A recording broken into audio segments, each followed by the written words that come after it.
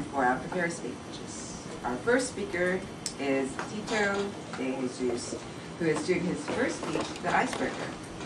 The title of his speech is From the Seminary to the High Seas. How did I end up here? You may not know this, but Tito's real name is Adam, and his favorite city in California is here, and he loves the California weather, and he enjoys running outdoors.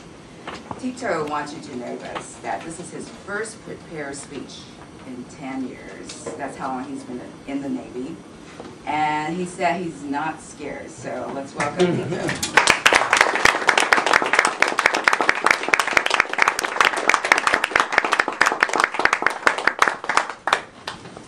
I didn't always want to be a naval officer.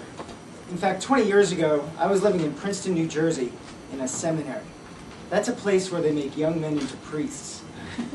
My transition from the religious life to the life of a warfighter may seem like a non sequitur, but it really does make sense to me, and I'll tell you why. For starters, seminaries tend to have very low enrollment. There were 50 people in my high school. Not 50 in my English class, not 50 in my senior class, 50 on the whole campus. Living 24 hours a day, 7 days a week, 9 months out of the year with such a small group of people teaches you some valuable lessons. First of all, you have to get along with everybody. Sure, there were lots of guys there who I didn't want to be around. There were lots of guys there who didn't want to be around me. But we had to get through some pretty tough school projects, extracurricular activities, charity events, religious events. And to get these done successfully, you have to have close cooperation. So I learned some valuable lessons about interpersonal relationships. Sometimes you have to swallow your pride. Sometimes you have to suppress your emotions. Sometimes you have to confront people directly and sort out your differences, or else things aren't going to get done. Always, when dealing with other people, patience and tolerance are essential. More importantly, the seminary experience taught me to be independent. Now that's apparently another non sequitur, right? I mean, the priest told me what to do every single hour of the day. The Bible was my #1 source of guidance. My life revolved around doing things that had already been done over and over again for 1,000 years. Is that independence? Well, independence is about more than merely doing what you want to do all the time. It's about making conscious decisions about your life and following through with them. At age 14, I had already made a conscious decision to devote myself to the religious life and to carry through with it. I was in the seminary because I wanted to be there, and I chose the religious experience because I wanted to embrace it. At age 19, the seminary taught me to make another conscious decision, my decision to leave. But before I get there, let's go to college.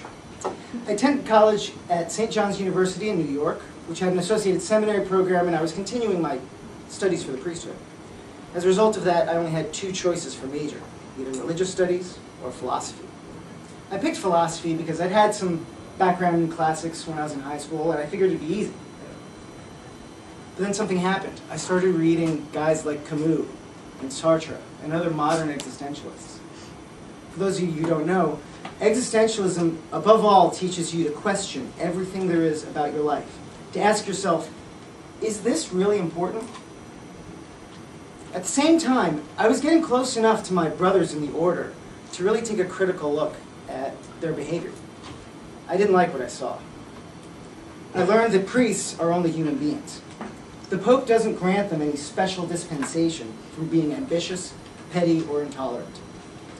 And I discovered that I could not spend the rest of my life surrounded by men who really didn't command my respect anymore. I discovered that being a priest wasn't really that important to me. Yada, yada, yada, ditch the seminary. So there I was, living in this railroad apartment in New York City, a philosophy major with nowhere to go. 4 years of working 40 hours a week driving forklifts to pay for my tuition and my room and board, and another 40 hours a week reading books by a bunch of dead Greeks. I know what you're thinking. Tito, why didn't you change your major? But the fact is I really liked it. I really thought at that point in my life I was just going to have a career of scholarship for the rest of my life. But alas, that was not to be, because I was only accepted to one graduate program in philosophy, and they offered me no assistantships, which meant no financial rewards. In other words, I would have to pay my way through a master's degree into a profession that would guarantee I would be poor for the rest of my life. That wasn't for me. I had to take a mulligan on my career choices. But I still smile when I remember making that phone call. Let's call this moment in Tito's life, Tito discovers the power of advertising. Sitting on my couch in New York, clutching the acceptance letter from Marquette in one hand and half a beer in the other hand. I'm watching a rerun episode of ER or some other nonsense. Slightly drowsy, when another non sequitur smacks me in the face. The rock and roll music starts playing. A fighter jet leaps off the deck of an aircraft carrier. A swimmer jumps out of a helicopter into the water. A cruiser fires its 5-inch gun into the distant horizon. Accelerate your life! Call 1-800-USA-Navy. 12 hours later, I dialed. 3 days later, I met a recruiter. 2 months later, I took the oath of enlistment. Sitting on an airplane at LaGuardia Airport on my way to Pensacola to begin officer candidate school, I realized this turn of events wasn't really as unexpected as my family and friends made it seem. They said, "You can't handle the rigid structure of a military life." But I'd been 5 years in the seminary.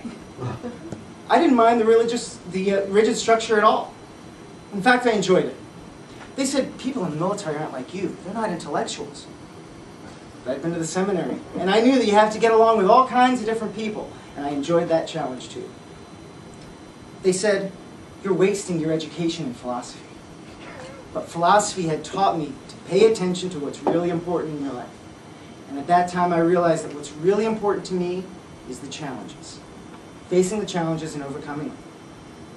I knew what I was doing was risky. Lots of people don't graduate from officer candidate school. Lots of people don't make it through flight school. Some people are asked to make the ultimate sacrifice in defense of their country. But that's exactly why I joined the Navy. It's been my great opportunity and the culmination of my quest for a suitable profession. In short, I joined the Navy to see if I could succeed as a naval officer. So far, so good. That's it.